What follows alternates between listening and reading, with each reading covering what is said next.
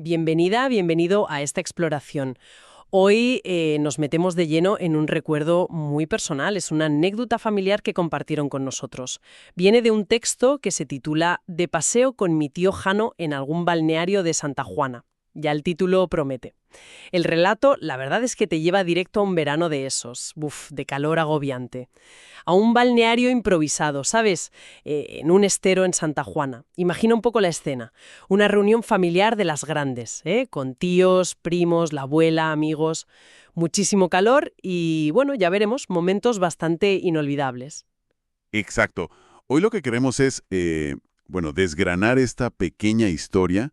Captura un instante muy concreto y, la verdad, muy humano. Vamos a ver qué nos dice sobre los recuerdos de familia, la infancia y ese humor que a veces sale de situaciones totalmente inesperadas. Justo eso. Así que venga, vamos a desentrañar esta anécdota de verano. Muy bien, pues empecemos por situarnos. El narrador nos pone en ese balneario junto al estero. Menciona, ojo, a gente concreta. El tío Alejandro, Jano, su mujer, dos primos, un tal Fernando, la abuela, la familia Argel Trujillo. Un grupo animado, vamos. Todos ahí disfrutando del agua en un día que dice el texto que era calurosísimo. ¿Qué te dice a ti esta primera imagen? Pues mira, de entrada, me parece fascinante. Como una escena que es en realidad súper cotidiana, ¿no? Una familia luchando contra el calor en un río. Se convierte en el escenario de un recuerdo tan vivo y particular. Refleja mucho esa costumbre, quizás más de antes o de zonas rurales, de buscar el alivio en sitios naturales. Lugares improvisados como balnearios, vamos. Sí, sí, total. Ese punto de improvisación, de buscarse la vida para estar fresco. Y la lista de gente, desde luego, no es corta. Exacto. Y yo creo que esa lista, esa enumeración tan detallada, no es casualidad. Subraya mucho el rollo comunitario casi tribal de estas reuniones familiares tan amplias. No es solo la familia nuclear, es toda la red, parientes, amigos, y eso crea un ambiente social muy específico donde pasan las cosas. Entiendo. Y es justo ahí, en medio de todo ese jaleo familiar, donde la historia da un giro interesante. El narrador cuenta que su madre, que estaba metida en la conversación, en el cotilleo, dice el texto, con la familia del tío Jano, Ujú. pues le encarga una visión: llevar a su hermano pequeño, Pablo, que tiene 5 años menos, al baño. Una tarea simple, en teoría, pero... Pero clave. Clave por varias cosas, yo creo. Primero, porque marca la dinámica entre hermanos. El mayor, aunque sea por poco, se hace responsable del pequeño. Pasa muchísimo. Y segundo, la razón de la madre es curiosa. Prioriza la conversación de adultos, el cotilleo, antes que supervisar eso en ese momento. Que no es una crítica, ¿eh? Es un reflejo muy realista de cómo funcionan a veces estas reuniones tan grandes. La atención se divide, claro. Sí, te lo imaginas perfectamente. La madre: anda, llévale tú un momentín. Y el hermano mayor, bueno, resignado o sintiéndose importante, allá va. Y ahí empieza la pequeña odisea de los hermanos. Se ponen a buscar los baños, o los cagaderos, como dice el narrador con ese lenguaje tan directo, tan coloquial, pero, claro, primer problema, solo encuentran las duchas, ni rastro de los váteres. Y peor, no hay nadie cerca para preguntar. Esa zona parece medio abandonada. Están solos, sin opciones claras. Y ahí es donde el hermano mayor toma la iniciativa. Ajá. Aquí viene el momento cumbre, ¿no? El narrador que lo cuenta como una mezcla de pragmatismo y quizás un poco de travesura. Le suelta a Pablo. Ya, hacen las duchas nomás. Así, directo. Y lo más sorprendente es Pablo. Obedece. Sin más. Cumple la orden. Esto dice mucho de la autoridad que tenía el hermano mayor sobre él, y también de la inocencia del crío, claro. Para Pablo, si su hermano mayor lo dice, pues será lo correcto, o por lo menos la única opción que hay. No se lo cuestiona. Es interesante eso que dices de la autoridad del hermano mayor. Quizás Pablo, con la urgencia, ni se paró a pensar si estaba bien o mal. Solo confió. Pudo ser eso, una mezcla de confianza, la propia urgencia, y que no había otra. El hermano mayor le da una solución y él la acepta. La reflexión sobre las normas, la higiene, todo eso queda en segundo plano. Es la lógica infantil pura. Resolver el problema ya. Y la descripción del resultado. Hay que decir que el narrador no se porta un pelo, ¿eh? Es muy gráfica. Dice: Pablo dejó un lulu o mojón compacto con forma de longaniza. Es que es casi cómica de lo específica que es. Totalmente. Y esa descripción tan visual y con esas palabras tan coloquiales, lulo, mojón, es lo que curiosamente le da fuerza a la anécdota. Le da una autenticidad, bueno, brutal, casi escatológica, sí, pero la fija en la memoria para siempre. No es solo hizo caca donde no debía. Es ese incidente con esa descripción. Lo de forma de longaniza es casi surrealista. Le añade un punto de humor absurdo. Sí, es que es imposible no sonreír al leerlo. Y después, la solución final de los hermanos. Cierran la puerta de la ducha, como si nada, y vuelven con el grupo. Misión cumplida. A su manera. Y ese gesto, el de cerrar la puerta y largarse de allí sin hacer ruido, es fundamental. Sella la complicidad entre ellos. Han solucionado el tema, han hecho una pequeña trastada juntos y ahora tienen un secreto. No hay culpa ni preocupación en cómo lo cuenta, solo la ejecución del plan y vuelta a la normalidad, dejando atrás la prueba del delito. Y el narrador remata diciendo: nadie supo que Cristiano se encontró con tamaña sorpresa.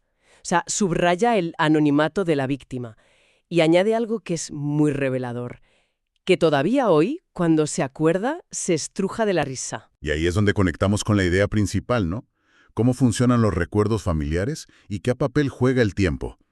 Lo que en ese momento fue una solución de emergencia, quizás un poco embarazosa o simplemente práctica, se transforma con los años. La posible incomodidad o ese pequeño acto de vandalismo higiénico, como decíamos, se difumina. Y lo que queda es la comedia de la situación, la audacia de los niños, la complicidad. O sea, que el tiempo como que pule el recuerdo y deja solo la parte divertida. Exacto, es un fenómeno súper común en la memoria, sobre todo con recuerdos de la infancia, lo que se llama distanciamiento psicológico. Al alejarte del evento, las emociones del momento, la vergüenza, el estrés, la urgencia, pierden fuerza. Y en cambio, otros aspectos como el humor de la situación, la conexión con tu hermano, o la sensación de haber salido del paso de forma ingeniosa, aunque fuera poco ortodoxa, pues eso pasa a primer plano. La memoria al final selecciona y edita. Entiendo. Es como si la familia, o bueno, en este caso el narrador, fuera creando su propio repertorio de anécdotas, ¿no? Eligiendo las que con el tiempo son más graciosas o entrañables, aunque en su día... Precisamente. Las familias construyen sus propias historias compartidas y estas pequeñas anécdotas de travesuras, secretos, soluciones improvisadas, suelen ser los grandes éxitos. Se cuentan una y otra vez en las reuniones, provocan risas, refuerzan los lazos. Esta historia que el narrador cuenta ahora con tanto humor, seguro que forma parte de su identidad y de su relación con su hermano Pablo. Entonces, si vamos un poco más allá de la risa fácil que provoca imaginarse la escena de la ducha, ¿qué ideas principales podemos sacar de esta historia tan particular? Los muy potentes, muy duraderos. Segundo, cómo el humor puede salir de las situaciones más inesperadas y, sí, mundanas, incluso de las que consideramos un poco tabú o escatológicas. Esa capacidad de reírnos de nosotros mismos y de estas pequeñas miserias es muy humana. Y también, lo que decías, la transformación del recuerdo con el tiempo. Eso me parece importante. Sí, eso es fundamental. La anécdota lo ilustra a la perfección, cómo la perspectiva temporal le da un significado nuevo a un hecho. Lo que pudo ser un apuro o una mala decisión infantil se reinterpreta como una historia divertida. Y esto nos habla de la resiliencia de la memoria, de su capacidad para encontrar lo positivo o lo cómico incluso, en momentos triviales o un poco transgresores. Y por último, creo que subraya la importancia de estas pequeñas historias en construir lo que podríamos llamar el tejido afectivo familiar. Son como los ladrillos emocionales de la historia que compartimos. Me gusta esa idea, lo del tejido afectivo que se construye con estas pequeñas historias. No son los grandes acontecimientos, pero son las que de verdad dan color y textura a las relaciones. Exacto. No son las grandes gestas heroicas, ¿no? Son los pequeños incidentes, muchas veces fortuitos o fruto de la improvisación, los que acaban definiendo una parte de nuestra identidad familiar y personal. Y el hecho de que el narrador se ría tanto al recordarlo sugiere que es un recuerdo feliz, a pesar de lo escatológico del asunto. La risa es la prueba de que ese recuerdo se ha procesado y asimilado bien. Así que ahí queda esa imagen, ¿no? Tan potente. Un día de calor achicharrante en Santa Juana, un estero como piscina improvisada, una urgencia infantil que no espera y una solución, bueno, llamémosla audaz, ¿no? En una ducha anónima.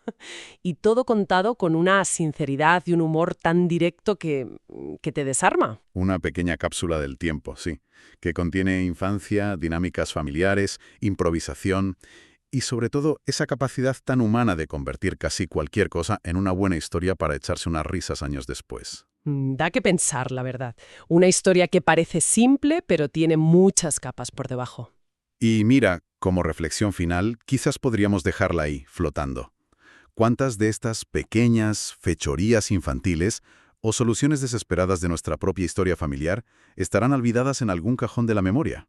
Incidentes que igual en su momento parecieron una tontería o incluso un problema, pero que vistos ahora, desde lejos, podrían esconder una comicidad que no vimos entonces o una ternura oculta. Es una buena pregunta, sí. A lo mejor todos tenemos nuestro propio incidente de la ducha de Santa Juana particular en el pasado, familiar, esperando que alguien lo rescate. Posiblemente.